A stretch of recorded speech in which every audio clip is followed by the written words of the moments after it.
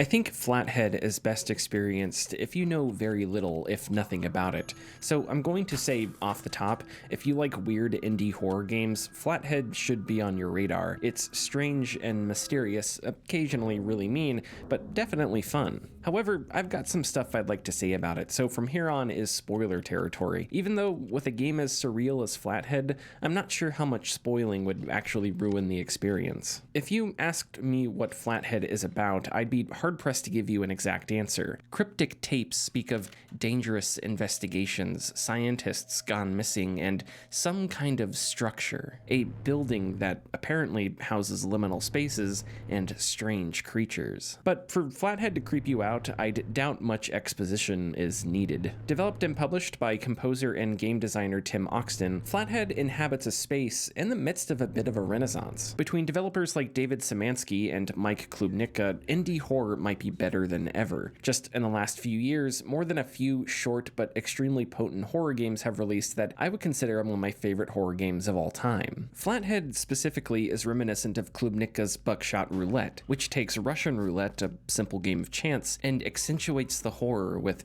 rusted, overcomplicated machinery, an absolutely kick-ass soundtrack, and a dose of the unknown. Where does that face come from? Who are they? Flathead 2 has you gambling, presumably for your life. It's a simple game of over-under. A number lights up on a panel, and you have to guess whether the next number will be higher or lower. The goal to eventually finish 3 rounds. Complicating things is an entity or monster of some kind slowly approaching you from behind. Its footsteps and heavy breathing get louder as it gets closer. Each round you have a debt to make up, paid with points you get by guessing correctly. As the rounds progress, the entity is sent back to its starting position, but the debt increases. As you make correct guesses, your points collect in a pool, but consecutive correct guesses increase that pool as much as 4 points at a time. One wrong guess, however, wipes all your pooled points, and thus you'll constantly have to consider how far you're willing to push your luck. If you're happy with the points you've collected, you can store them in a bank and use them later in the round, or even save them for later rounds as they carry over. Each round, you can stop the entity behind you 3 times, and you can also hit the make your own luck switch to cheat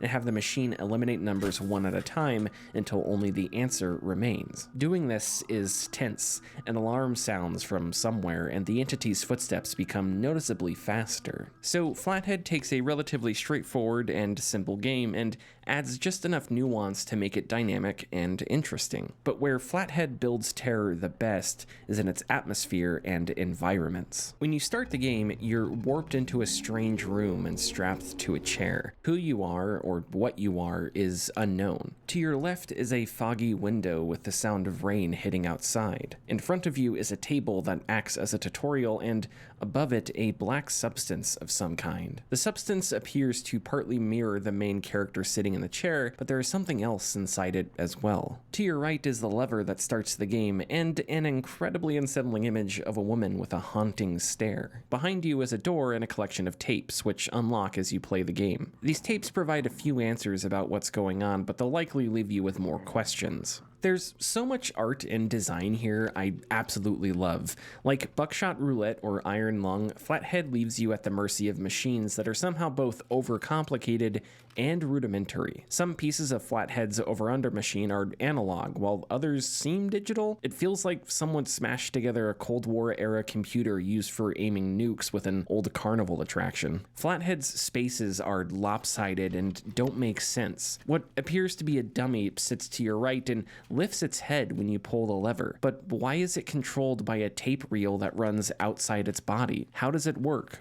Who would make this? The sound work here is just as impressive. You can hear all of the machine's creaks and mechanical clicks.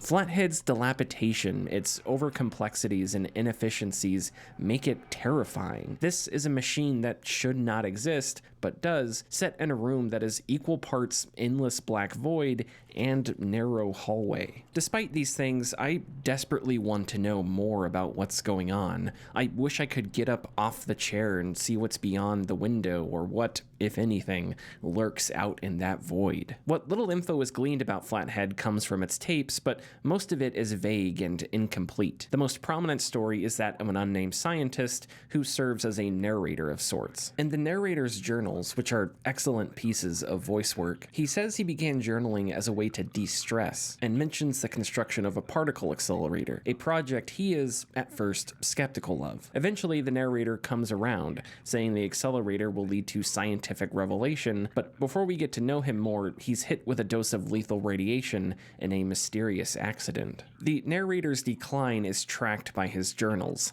His tone drops and his voice becomes grainy and tired. It becomes apparent that the first tape available tomorrow is actually the narrator at the end speaking directly to you. But rather than death by radiation poisoning, the narrator appears to be going through some kind of metamorphosis, the changes of which are both physical and revelatory. The narrator accepts and even finds comfort in his transformation, coming to an understanding of what his transformation means, as though it'll grant him some kind of transcendence. Horror is filled with the unknown, but Flathead, in a Lovecraftian tradition, is about the things humanity shouldn't or can't know. And like the narrator, the player is, too, stuck in the middle of a transformation. In one transcript, the narrator says that during his accident, he saw the room fall in on him, which matches the effect you see when the game starts. When you fail the over-under game and the entity catches up with you, you get a disturbing visual and appear to be pulled backward and opened. The entity reaches within you and pulls out a number,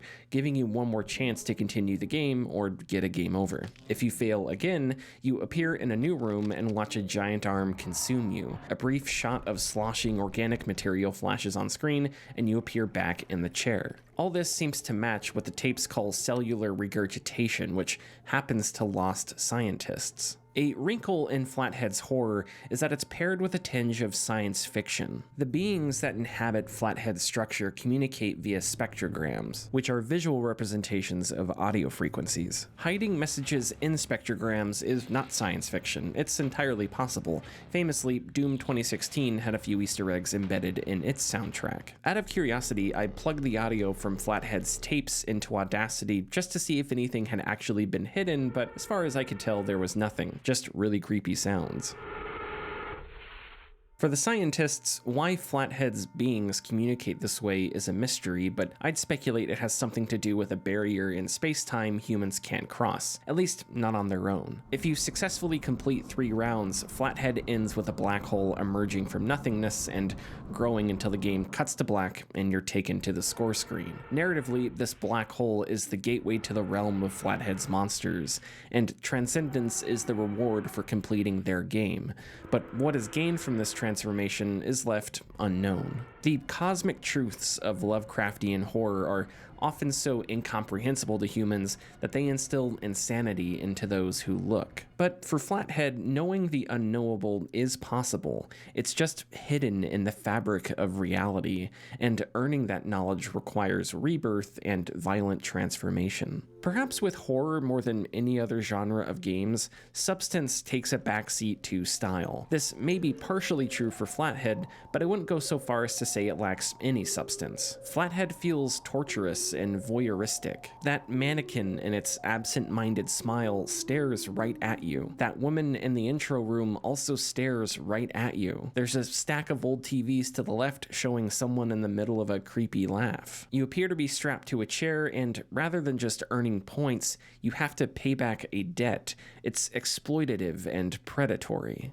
In some way, Flathead is connected to Oxton's upcoming game Silk Bulb Test, for which there's a demo available now. Like Flathead, Silk Bulb Test puts you to a test, and the punishment for failing appears to be some kind of unimaginable horror. In comparison to Flathead, Silk Bulb Test's demo comes across more bureaucratic. Questions are projected onto a screen, and there are 2 big buttons for providing answers. It's as though Cthulhu set up focus groups with plans to gauge consumer interest in a new product line before actually consuming them. And as excited as I am for Silk Bulb Test, and as much as I enjoy Flathead, I got the feeling I stumbled into a game humans weren't meant to play, but for whatever reason, I just couldn't look away.